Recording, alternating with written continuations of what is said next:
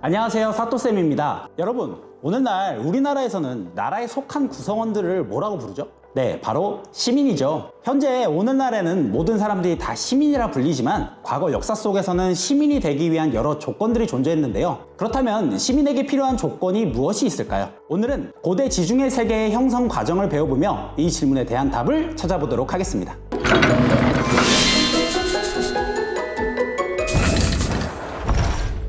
기원전 2000년경 에게라고 불리는 곳에 여러 섬과 연안에서 에게 문명이라는 문명이 발달했습니다. 이들은 크레타 문명, 미케네 문명 등이라고 불렸는데요. 이들은 기원전 1200년경 도리아인에게 침입을 받아 몰락하였습니다. 이 도리아인들이 설립한 국가가 바로 그 유명한 스파르타죠. 공격을 피해 남쪽으로 내려간 그리스인들은요, 해안에 가까우면서 방어하기 좋은 곳에 몰려 살았는데요. 이 결과 기원전 10세기 경부터는 폴리스라고 불리는 작은 도시 국가들이 여럿 등장하게 되었습니다.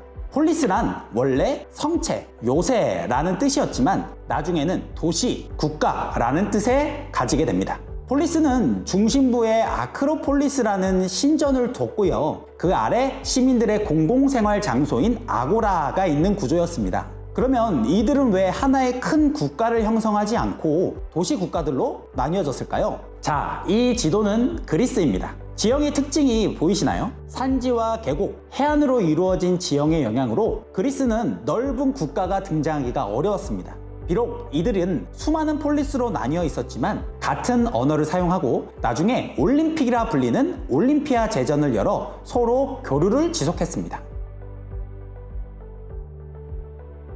자, 그럼 그 수많은 폴리스들 중에서 대표 폴리스는 어디일까요? 첫 번째는 아테네입니다. 아테네는 초기 소수의 귀족이 정치를 담당했습니다. 그러나 무역과 상업활동으로 점차 부유해진 평민들이 스스로를 무장할 수 있게 되면서 전쟁에 참여하게 됐고요. 평민들의 지위는 점점 더 높아지게 됩니다. 귀족과 똑같이 전쟁에 참여하고 오히려 더 중요한 위치로 부상한 평민들은요, 자신들도 정치 참여를 요구하게 되었습니다. 이에 따라 그들의 권한은 점점 확대됐죠. 이러한 배경으로 아테네의 민주정치가 만들어지게 되는데요. 처음에는 솔론이라는 자가 재산 정도에 따라 일부 평민이 정치에 참여할 수 있게 법을 개정한 것으로부터 시작됩니다. 클레이스 테네스라는 사람 때는요, 정치 참여 자격의 재산 기준을 없앴고 이후 독재자의 출연을 막는 제도가 실시되기도 했습니다. 도자기 파편에 독재자가 되려는 사람의 이름을 적어 투표하는 것이었는데요. 이를 도편 추방제라고 부릅니다.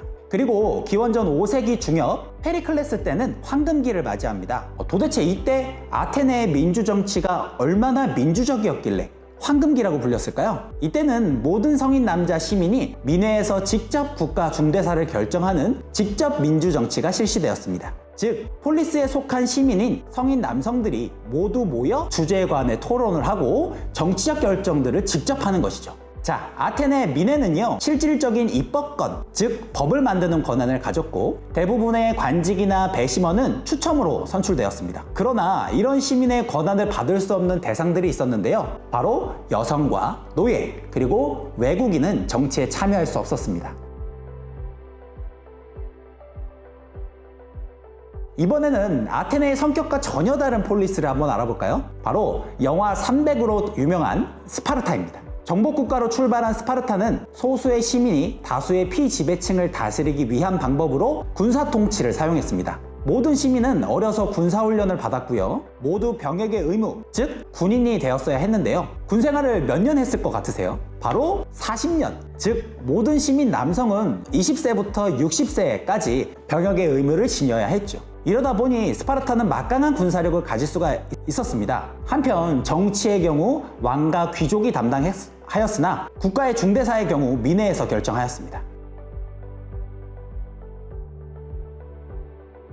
자, 이런 그리스 세계는 기원전 5세기 서아시아 지역을 통일한 페르시아 제국의 침입을 받게 되는데요. 총 3차례에 걸친 침입으로 이를 그리스 페르시아 전쟁이라고 합니다. 1차 침입 때는요, 중간에 자연재해가 있어서 페르시아군이 중도 포기하고 돌아갔고요. 2차 침입 때는 아테네군의 마라톤 전투의 승리를 계기로 페르시아군이 패배했습니다. 이때 전투의 승리 소식을 알리려 했던 사절이 아테네까지 전투지역에서 뛰어갔다고 했는데 그 길이가 42.195km였다고 합니다. 이때 이 승리를 기리기 위한 체육 경기가 만들어지게 되는데요. 바로 그게 맞습니다. 마라톤 경주입니다. 3차 원정 역시 살라미스 해전에서 페르시아가 패배하게 되면서 결국 그리스인들은 페르시아 제국의 침입을 물리치게 됐죠. 이후에도 그리스인들은 페르시아 침입에 대비하기 위한 공동 방위 동맹을 만들게 되는데요. 이 동맹의 이름을 델로스 동맹이라고 합니다. 이 동맹은 군함이나 수병을 제공하든가 돈으로 대신 내든가 둘 중에 선택할 수 있었는데 많은 폴리스가 돈을 선택했고 이 돈은 델로스 섬에 보관되었다고 합니다.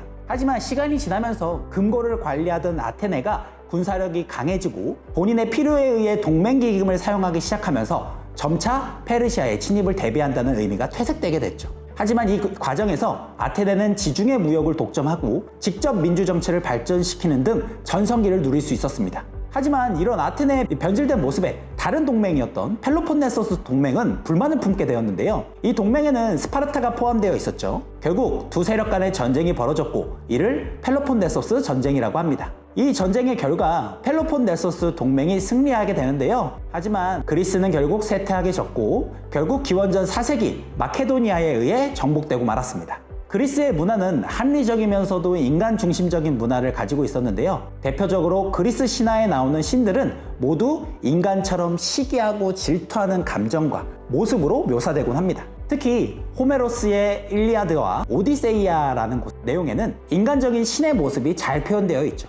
또한 아테네 여신상의 조각 파르테논 신전의 건축에서 조화와 균형의 미를 엿볼 수가 있습니다. 이 파르테논 신전은 페르클레스 시대에 만들어졌는데 황금 비율로 건축되었으며 기둥은 볼록하게 만들어져서 멀리서 보더라도 휘어지지 않도록 건축물을 만들었다고 합니다. 그리스에서는 철학도 발전했는데요. 처음에는 자연 철학이 발달하다가 기원전 5세기경 진리의 상대성을 주장하는 소피스트들이 등장했습니다. 이 진리의 상대성이 뭘까요? 바로 절대적인 진리는 없다고 생각하는 것이 진리의 상대성입니다. 반면 소크라테스는 인간의 삶에 절대적인 진리가 있다고 주장했고 소피스트들을 비판했죠. 소크라테스의 철학은 플라톤, 아리스토텔레스에게 이어졌고 이후 서양 철학의 바탕이 되었습니다. 역사에서는 헤로도토스가 그리스 페르시아 전쟁사를 다룬 역사를 써 역사의 아버지라는 칭호를 받았고요. 투키디데스는 펠로폰네소스 전쟁을 다룬 역사라는 책을 저술했습니다. 또한 의학에서는 히포크라테스가, 수학에서는 피타고라스가 업적을 남겼죠.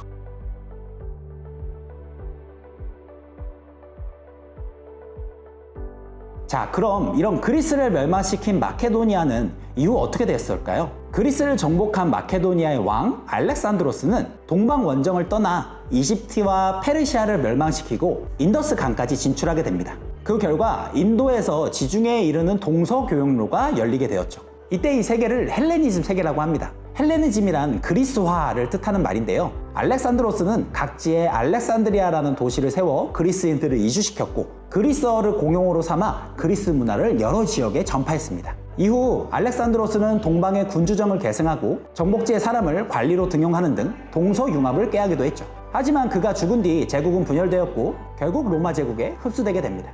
알렉산드로스의 동방 원정으로 그리스 문화와 동방의 문화가 융합된 헬레니즘 문화가 발전했는데요. 이때 폴리스가 해체되고 대제국이 세워지자 공동체 의식이 줄어들고 개인주의와 제국 아래 모두 같은 시민이라는 생각인 세계 시민주의가 발달했습니다. 이런 개인주의로 인해 금욕, 즉 욕망을 억제하는 것을 강조하는 스토아 학파와 정신적 즐거움을 추구하는 에피쿠로스 학파가 등장했죠. 또한 아르키메데스, 에우클레이데스 등이 자연과 과학에서 활약했습니다. 미술에서는 밀로의 비너스상, 라오콘 군상과 같은 조각이 만들어지기도 했죠.